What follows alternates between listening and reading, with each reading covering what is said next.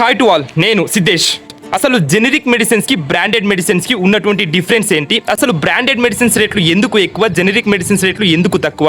అసలు ఆ రెండింటిని ఎలా గుర్తించాలి చెప్తా విను. Remember, there is no therapeutic and efficacy difference between generic and branded medicine. Same mechanism of action, same efficacy, same formula, same API. Here the only difference is research. First branded drug అంటే ఏంటో తెలుసుకుందాం. For example, మార్కెట్లోకి ఏదో ఒక కొత్త disease వచ్చింది, లేదా ఉన్న డిసీజ్కే కాస్త బెటర్ ట్రీట్మెంట్ అవసరం ఉంది.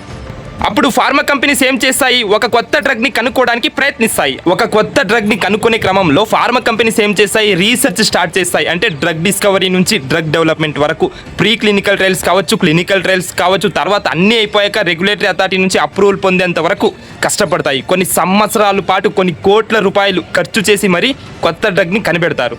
సో అంత కష్టపడి మార్కెట్లోకి ఒక కొత్త డ్రగ్ తీసుకొస్తారు కాబట్టి రెగ్యులేటరీ అథారిటీ వాళ్ళు ఒక స్పెషల్ ఎక్స్క్లూజివ్ రైట్స్ అనేది ఆ కంపెనీకి ఇస్తారు. దాన్నే పేటెంట్ అంటారు. అంటే 20 years పాటు వేరే ఏ కంపెనీ కూడా ఆ డ్రగ్ ని మ్యానుఫ్యాక్చర్ చేయకూడదు. సో ఇలాంటి కొత్తగా కనిపెట్టిన డ్రగ్స్ లేదా పేటెంట్ ఉన్నటువంటి డ్రగ్స్ ని బ్రాండెడ్ డ్రగ్స్ అంటారు. ఇప్పుడు జెనరిక్ డ్రగ్స్ గురించి మాట్లాడుకుందాం.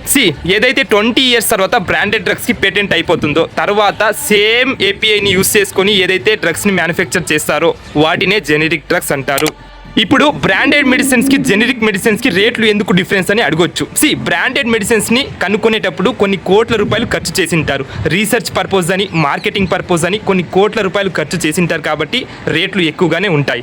బట్ జెనరిక్ మెడిసిన్స్కి వచ్చేప్పటికి నో రీసెర్చ్, అంటే రీసెర్చ్ చేయాల్సిన అవసరం లేదు, ఆల్రెడీ ఫార్ములా ఉంటుంది కాబట్టి మ్యానుఫ్యాక్చర్ చేస్తారు. సో రేట్లు బ్రాండెడ్ మెడిసిన్స్ తో పోలిస్తే జెనరిక్ మెడిసిన్స్ కి తక్కువగానే ఉంటాయి. సరే, మరి ఇప్పుడు నాతో 2 మెడిసిన్స్ ఉన్నాయి. ఏది జెనరిక్, ఏది బ్రాండెడ్ అని ఎలా గుర్తించాలి చెప్తా విను. ఫర్ ఎగ్జాంపుల్, ఒక మెడిసిన్ లేబులింగ్ పైన ఏదైనా బ్రాండ్ నేమ్ మెన్షన్ చేసింటే అది బ్రాండెడ్ మెడిసిన్. లేదు, జస్ట్ ఏపీఐ నేమ్ మాత్రమే మెన్షన్ చేసింటే దాన్ని జెనరిక్ మెడిసిన్ అంటారు. For example paracetamol. Just paracetamol అని మెన్షన్ చేసింటే అది జెనరిక్ మెడిసిన్ అవుతుంది. లేదు, క్రోసిన్ పారాసిటమాల్ అని మెన్షన్ చేసింటే అది బ్రాండెడ్ మెడిసిన్ అవుతుంది. ఎందుకంటే క్రోసిన్ అనేది బ్రాండ్ పేరు. ఈ వీడియోను ప్రతి ఒక్కరికి షేర్ చేయండి. ఇన్ఫర్మేటివ్ అనిపిస్తే తప్పకుండా ఫాలో చేసి పెట్టుకో. వచ్చే వీడియోలో మళ్ళీ మాట్లాడుకుందాం. అంతవరకు టేక్ కేర్.